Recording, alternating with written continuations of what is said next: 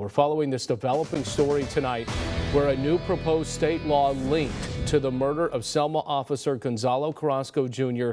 will not make it to a vote. The law was created to have more transparency in the early release of convicted felons. Today it failed to pass through a state Senate Public Safety Committee.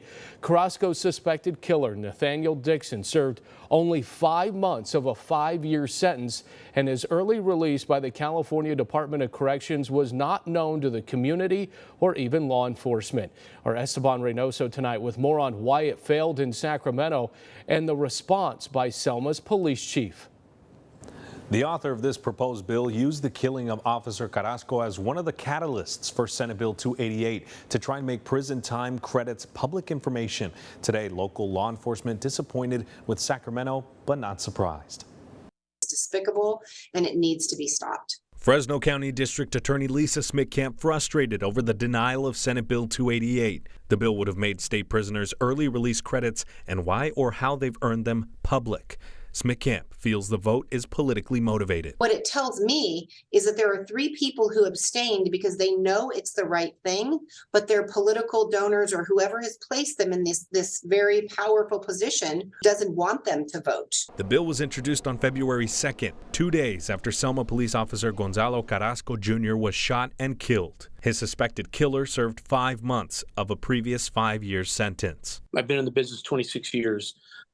Not much surprises me anymore. Selma Police Chief Rudy Alcaraz says he is disappointed in the vote, but wants to understand why the committee members voted the way they did. I don't know what information those legislators have in front of them. I would hope that they've met with members of our California Police Chiefs Association and victims of these crimes to get their perspective. Opponents of the bill say it would violate the privacy rights of former or current prisoners. We sent an email to every Public Safety Committee member on Tuesday afternoon.